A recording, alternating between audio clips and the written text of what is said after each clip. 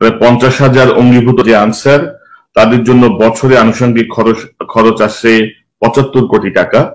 এবং বিভিন্ন জেলায় আনসার এবং ভিডিপিদের নামে যে এফডিআর আছে সেখান থেকে আসে প্রায় 20 কোটি টাকা। প্রতি বছর 95 থেকে 100 কোটি টাকা নানা ভাউচার দেখিয়ে উপরস্থ কর্মকর্তারা এগুলো হাতিয়ে নেন, বিশেষ করে পরিচালক, মহাপরিচালক। আমরা আমাদের আনসার বাহিনীর মধ্যে এক ধরনের অসন্তোষের খবর পাচ্ছি। আনসার বাহিনীর মধ্যে তাদের নতুন নিয়োগ বিধি এবং তাদের যে সুযোগ সুবিধা সবকিছু মিলিয়ে একটি অসন্তোষ দেখা দিয়েছে।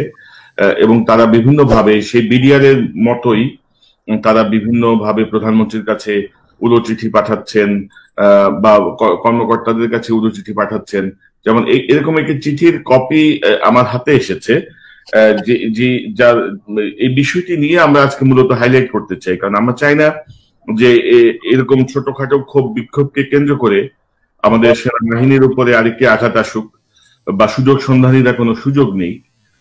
কারণ আনসার ভিডিপি বাহিনী হচ্ছে একটি বৃহত্তম একক বাহিনী বলা হয় পৃথিবীর মধ্যে।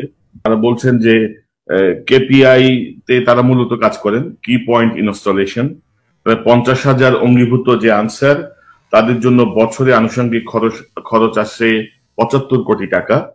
এবং বিভিন্ন জেলায় আনসার এবং ভিডিপিদের নামে যে এফডিআর আছে সেখান থেকে আসে প্রায় 20 কোটি টাকা ইয়ারলি। তো প্রায় প্রতি বছর 95 থেকে 100 কোটি টাকা নানা ভাউচার দেখিয়ে উপরস্থ কর্মকর্তারা এগুলো হাতিয়ে নেন, বিশেষ করে পরিচালক, মহাপরিচালক পর্যায়ে যারা আছেন তাদের বিরুদ্ধে অভিযোগ। এবং এই টাকার কোনো অডিট হয় না। পাশাপাশি প্রেষণে যে সেনা কর্মকর্তারা আসেন তারা দামি দামি ফার্নিচার কেনেন এবং যাওয়ার সময় আমাদের ফার্নিচার সাথে করে নিয়ে যান। পাশাপাশি তাদের যে রেশন দেওয়া হয়, যে পোশাক দেওয়া হয়, যে জুতো দেওয়া হয়, এগুলো অত্যন্ত নিম্নমানের।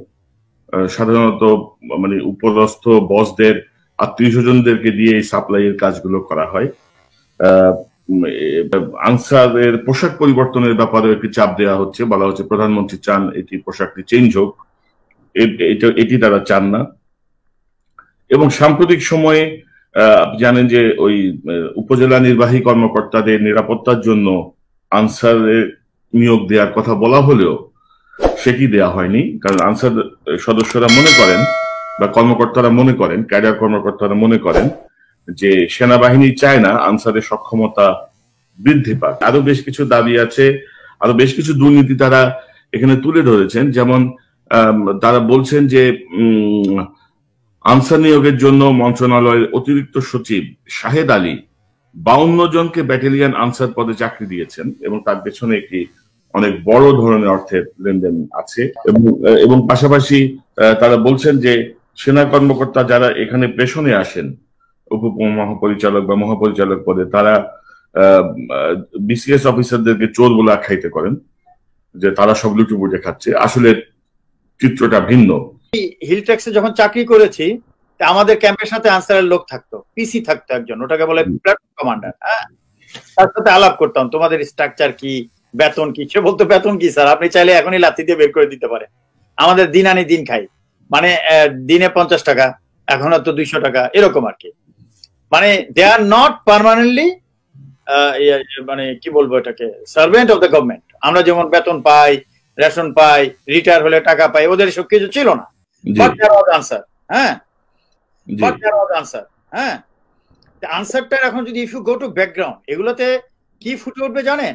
এই যে আমাদের কনস্টিটিউশনাল রং, আমাদের যে প্রশাসনের চিন্তা কেউ করেনি, এইসব ডিসিপ্লিন ফিরিয়ে আনার কেউ চিন্তা করেনি। ওই পাকিস্তানের আমলের যে সেট আপ, সেই সেট আপ চালিয়ে গেছে, চিন্তার দরকার নাই তো। এই আনসার 1947 প্রথম হয়েছিল with the concept that when the army will fight in the front line, সম্মুখে যখন যুদ্ধ করবে তখন আনসার পিছনের যে কি ইনস্টলেশনস গুলো আছে, কি পয়েন্ট ইনস্টলেশনস, সে আপনার মনে করেন like telephone change, like petrol godown বা খাদ্য গোডাউন, বিগ বিগ যে সেগুলো তারা দিবে। তখন পাকিস্তান আমল থেকে তখন ম্যাক্সিমাম ছিল ব্রিগেডিয়ার ডিজি হিসাবে, রাইট। বাংলাদেশ যখন স্বাধীন হলো তখন একটা ফানি সিস্টেম ছিল, সেটা হলো আপনারা হয়তো শুনে থাকবেন আনসার অ্যাডজুটেন্ট। জি, এখনো কিন্তু মানুষ বলে আনসার অ্যাডজুটেন্ট, ওটা এখন নাই কিন্তু। তারপর অভ্যাস হয়ে গেছে আনসার অ্যাডজুটেন্ট। কি ছিল আনসার অ্যাডজুটেন্ট? সে শুধু পার্মানেন্ট স্টাফ ছিল। কারা ছিল? তারা অনেক সময় আর্মির জেসিও রিটায়ার ছিল, পুলিশের জেসিও রিটায়ার, তাকে রাখা হইতো। তার আন্ডারে থাকতো একটা ব্যাটালিয়ন স্ট্রেন, কিন্তু ইউনিফর্ম পরা না এবং কোনো না কি বলে এনরোল না, বেতনও পায় না। তারা যার যার গ্রামে আছে, যখন যার লাগবে তখন সে নিবে, বুঝছেন? তাকে আনসার অ্যাডজুটেন্ট বলা হইতো।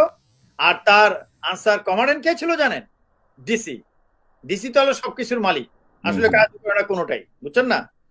আর টোয়াইসি ছিল ব্যাটালিয়নের, টোয়াইসি বলছেন তো, সেকেন্ড ম্যান ছিল পুলিশের এসপি, বুঝেন? কিন্তু এই জন্য স্বাধীনতা যুদ্ধের সময় যখন সৈয়দ নজরুল ইসলাম যে প্রেসিডেন্ট, তাকে গার্ড অফ অনার দেওয়া হলো, আনসার দাঁড়িয়েছে, আনসাররা দিছে। কিন্তু আনসার যখন দাঁড়িয়েছে তখন পুলিশের ওখানে একজন অফিসার ছিল, ওই যে যান আপনার মাহবুব এসপির নাম শুনেন নাই?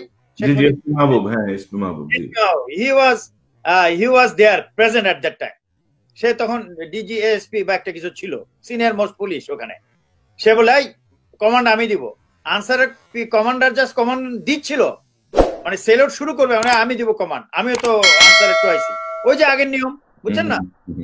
তার অথরিটি ঠিক আছে, কিন্তু গার্ড অফ অনার দিল কিন্তু আনসাররা। ইতিহাস এখন আনসার বলে আনসাররা দিছে, এখন পুলিশ বলতে শুরু করেছে আমরা দিছি।